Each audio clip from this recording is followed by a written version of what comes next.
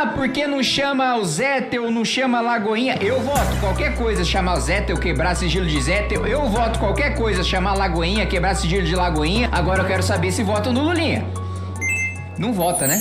Estavam previstos 4 depoimentos, mas nenhuma dessas pessoas vai comparecer. O senhor vê com preocupação esse tipo de esvaziamento no momento em que nós estamos assim na reta final da CPMI, pouco tempo, o presidente pedindo ainda a prorrogação dos prazos e direto está tendo essa falta de depoentes, né? Acho que está muito difícil de fazer esse trabalho no final da CPMI com o Supremo atrapalhando, né? E a gente vê uma diferença nas decisões no meio da CPMI, digamos assim, quando nós tínhamos mais poder, porque a gente não estava prestes a acabar, aí o Supremo estava mais constrangido de impedir que as testemunhas viessem até aqui. Dessa vez, as 4 testemunhas, como você bem colocou, aí sempre tem alguma alegação, sempre tem alguma desculpa, só que a gente teria o poder de fazer a condução coercitiva, o Supremo não deixa, outros, o próprio Supremo já concede habeas corpus dizendo que não precisa comparecer, o que não existe, né? Todos são obrigados a comparecer, né? Você pode exercer o seu direito de ficar calado, mas você não tem o direito de não comparecer. Mas, na minha avaliação, essa CPMI já conseguiu coisas muito importantes, né? Primeiro, revelar todos os encontros do ministro Alexandre de Moraes com o Daniel Worcário e sua relação íntima. Depois, mostrar que o Lulinha, o filho do presidente da República, recebia uma mesada de dezenas de milhares de reais do careca do INSS. E a gente também, a própria CPMI pediu, está preso até agora o próprio careca, e a gente tem notícia de que ele está negociando o acordo de delação. Então, acho que o papel da CPMI é investigar. Quem processa é o Ministério Público e depois quem condena é o Judiciário. Eu acho que, de todo modo, pelo trabalho que a gente fez até aqui, nós já devemos ter um relatório robusto para a gente indiciar os principais responsáveis, e daí não é mais com a gente, é com o Ministério Público. Certo. Além dessa parte dos depoimentos, que não vai acontecer, deve ocorrer a votação de 27 requerimentos com pedidos de novas convocações. O que o senhor tem a dizer sobre essas pessoas que devem ser convidadas, e vai dar tempo? Porque assim, a gente já tem uma lista de pessoas, de convocações aprovadas, e aí novas convocações sendo aprovadas. O senhor acredita na prorrogação do prazo da CPMI? Olha, no Brasil, quando você é pessimista, a sua chance de estar certo é maior. Então eu apostaria na não prorrogação. Mas a gente tem a esperança, a gente vai lutar até o final para que seja prorrogada, né? Houve também das vinculações que a gente teve em relação ao Banco Master, que ensejam a criação de uma nova CPMI, nós já impetramos o mandato de segurança no Supremo para que o presidente Davi Alcolumbre seja obrigado a instalar, como diz o regimento e diz a nossa Constituição, de que CPMI é direito de minoria, e a gente se aprofundar nesses relacionamentos dos ministros do Supremo, de integrantes do Congresso Nacional e do Poder Executivo com o Banco Master. Mas, de todo modo, eu acho que a gente tem convocações importantes para a gente votar hoje. A gente tem 2 semanas para escutar essas testemunhas e formular e colocar tudo isso no relatório final. Eu, pessoalmente, tenho um requerimento a ser votado hoje, que é da Marta Graef, que é com quem o Daniel Worcário dialogou, e a gente descobriu das suas relações íntimas com o ministro Alexandre de Moraes, seus encontros com representantes do Banco Central e o seu depoimento sobre o encontro com o presidente Lula, dizendo que o presidente tinha chamado o ministro de Minas e Energia, Daniel Worcário tinha empreendimentos nessa área, e o próprio presidente do Banco Central, olha a gravidade disso, o presidente da República chama o presidente do Banco Central para receber um banqueiro corrupto, notoriamente corrupto, como todos nós soubemos aí pelo menos nos últimos 2 anos. Então, eu acho de fundamental importância escutá-la como testemunha, e aí eu acho que nós temos uma vantagem em relação à convocação dela. A maior parte, ou todos aqueles que pediram habeas corpus para o Supremo para não comparecer, alegaram o direito de não autoincriminação e que, portanto, eles como investigados não poderiam vir. Apesar de convocados como testemunhas, eles disseram, olha, a natureza do requerimento os coloca como investigados, ou eles estão sendo investigados pela Polícia Federal em outra investigação em paralelo.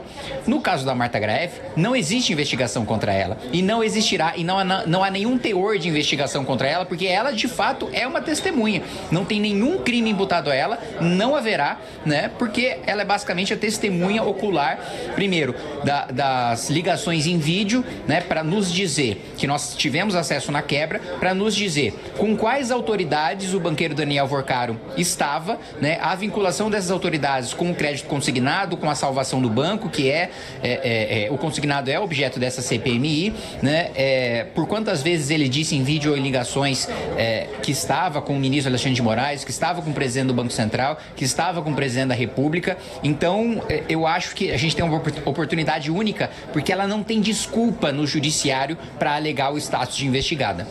Agradeço a participação. E o que se encontrou no sigilo de Lulinha?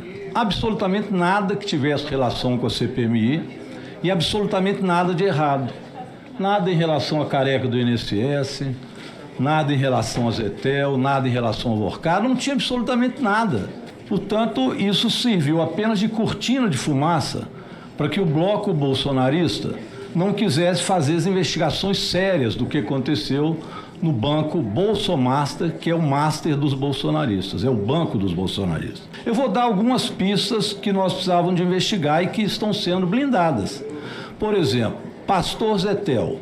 O Zetel nós não votamos nenhuma vez a quebra de sigilo. Fiz um levantamento sobre a igreja da Lagoinha que ele construiu, parece que foi dinheiro dele, portanto dinheiro do master, lá na igreja Belvedere, Lagoinha do Belvedere, é impressionante, é muito dinheiro. Sim. Nós precisamos saber, ninguém tem interesse em saber que lavagem de dinheiro foi feita, se foi. Então o Zetel está sendo blindado. Nenhuma vez aqui foi aprovado um requerimento para quebra do seu sigilo e eu não vi os bolsonaristas reclamarem, pelo contrário, ficam caladinhos.